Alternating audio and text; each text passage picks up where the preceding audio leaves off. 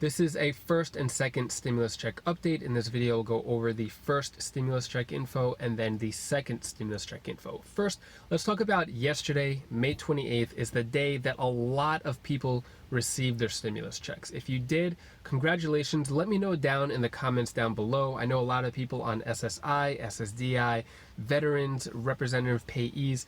A lot of people in my comments said that they got it yesterday. And if you did not receive your first stimulus check yet, let me go over a quick checklist for you so that you know what to do. So let's look at CNN Politics. They put together a checklist. First, they said that 150 million people as of last week have received their first stimulus check, which is a lot of people. I'm happy for that, but there are still some people who fell through the cracks, and I want to help you out as well. So they say check the mail, look out for a paper check, as well as these debit cards, which come in a plain envelope, and it's from Money Network Cardholder Services. Next is file a 2018-19 tax return. This way the IRS gets your information if they don't already.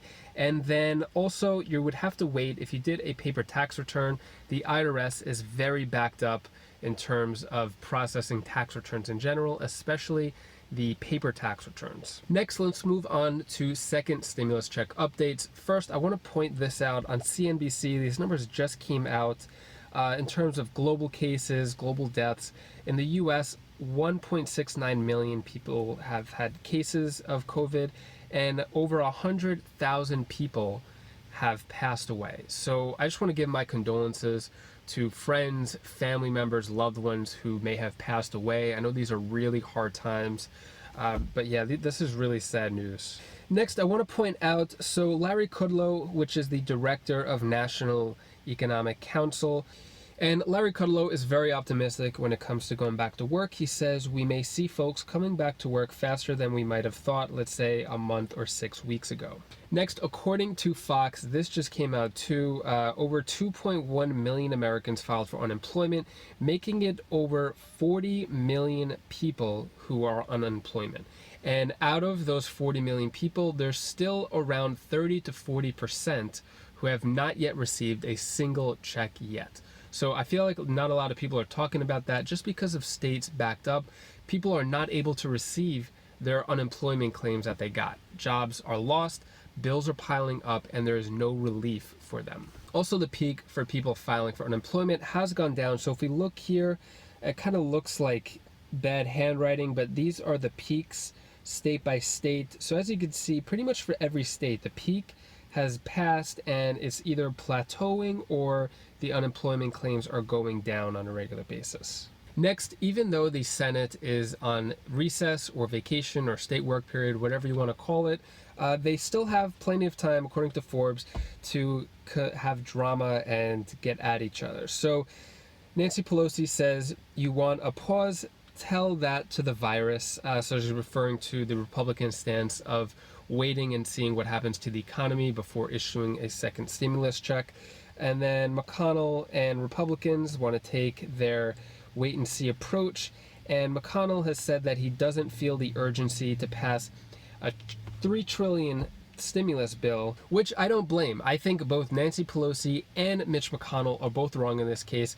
It's wrong of the Democrats to pass a bill like this. So this is how all the numbers added up of how much is going to all these different departments, over $3 trillion, when really all the American people care about is just getting a stimulus check to help them pay their rent, utility, and food for their family. All this is unnecessary, and a lot of it is non-pandemic related. I think if they just passed a bill fast for the people, and then they could take their wait and see approach for all these other government spending or US Postal Service or whatever else is in this bill. And this is very frustrating to me because I'm getting so many comments on a daily basis of people on the brink of homelessness, people who can't get enough food to feed their families because of grocery prices going up.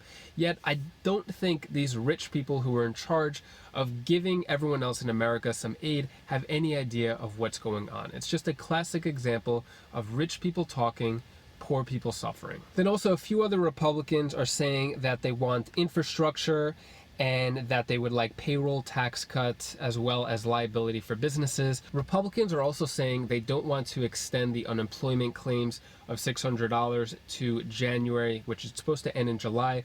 Reason why is because they have a proposal going around. They're saying that people will not be incentivized to get back to work. So Senator Rob Portman says that they want to do a $450 weekly bonus to unemployed workers to return back to work. So this is just a proposal. This isn't happening right now.